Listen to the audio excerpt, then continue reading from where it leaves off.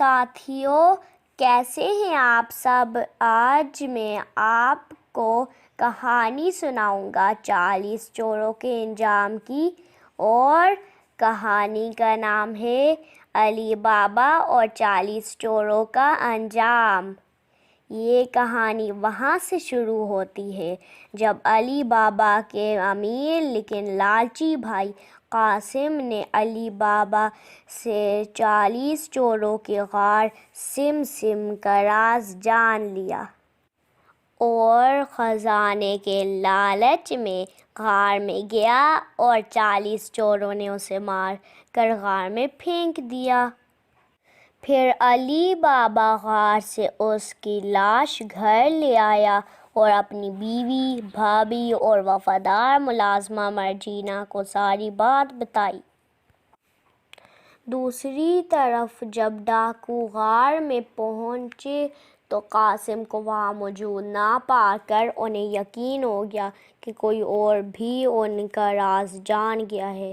ڈاکوؤں کے سردار نے اس سارے معاملے کا پتہ لگانے کے لیے اپنا ایک جاسوس شہر میں بھیج دیا۔ جاسوس نے علی بابا کا گھر ڈھونڈا اور اس کے گھر کے دروازے کے باہر نشان لگا کر سردار کو اطلاع دینے چلا گیا۔ اتفاق سے مرجینا یہ سب دیکھ رہی تھی۔ اس نے سب گھروں کے دروازے پر ایسے ہی نشانات لگا دیے تاکہ ڈاکوؤں کو علی بابا کے گھر کا پتہ نہ چلے۔ جب ڈاکو رات کو علی بابا پر حملہ کرنے آئے تو اس کا گھر نہ پہچان سکے۔ پھر ڈاکوؤں کے سردار نے تاجر کے بھیس میں خود جا کر علی بابا کے گھر کا پتہ معلوم کیا، اور ساتھیوں پھر اس نے ایک منصوبہ بنایا۔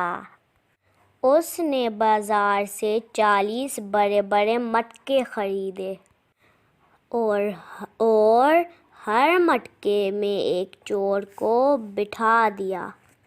40واں مٹکا زیتون کے تیل سے بھر دیا۔ گدھوں پر مٹکے لاد کر علی بابا کے گھر کے دروازے پر جا کر دستک دی۔ علی بابا نے دروازے پر آ کر پوچھا، کیا بات ہے بھئی، کون ہو تم؟ چوروں کے سردار نے کہا، میں زیتون کے تیل کا تاجر ہوں، رات ہو رہی ہے، اگر آپ کی اجازت ہو تو میں رات کو آپ کے گھر ٹھہرنا چاہتا ہوں، صبح ہوتے ہی چلا جاؤں گا۔